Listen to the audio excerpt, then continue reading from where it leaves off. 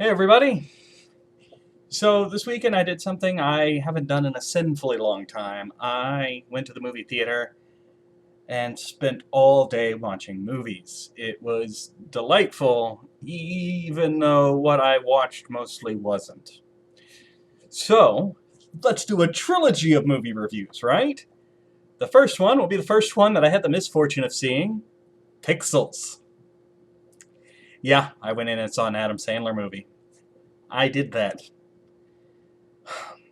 It was also a video game blending movie, and I have a weakness for blending, genre blending, movie blending. That's part of the reason why I like the MCU so much, is because it blends all those different characters together.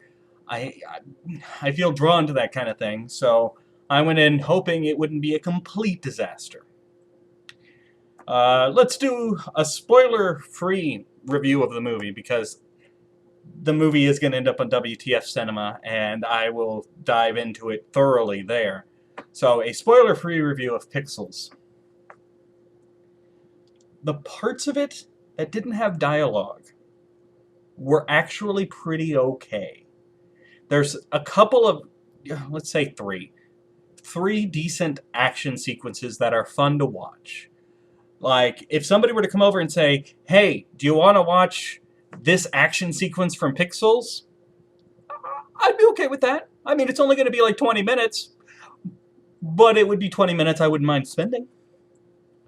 The opening sequence, which is set in 1982, it's set when the main characters are children.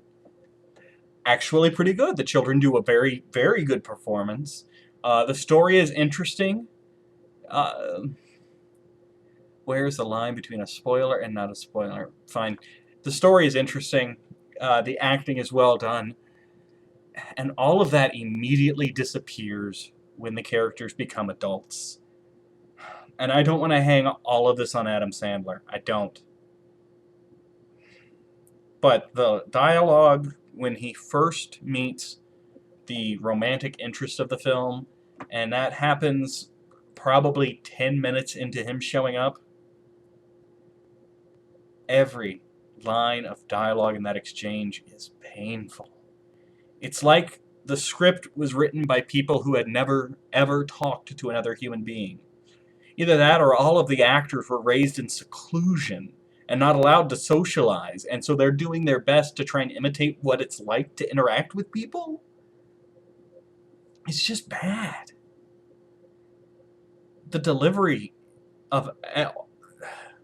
There is one good monologue in the movie, and it's not by any of the main characters, and there is one good line in the movie that is delivered by a main character. I will share the line with you, because, spoiler or not, it's a line, and if you want context, go see the movie, I guess. Don't tell anyone I just killed a Smurf. It's a good line. I like it. It's delivered pretty well, actually. And there's actually a touching monologue as the creator of Pac-Man talks to Pac-Man.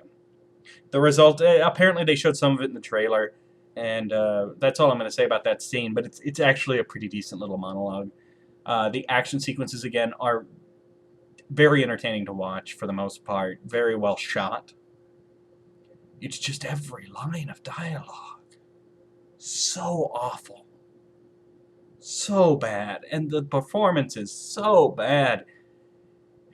Peter Dinklage couldn't save this thing either. I mean, he's kind of fun because he does nothing but devour scenery while he's there. It is so over-the-top acting. It is crazy.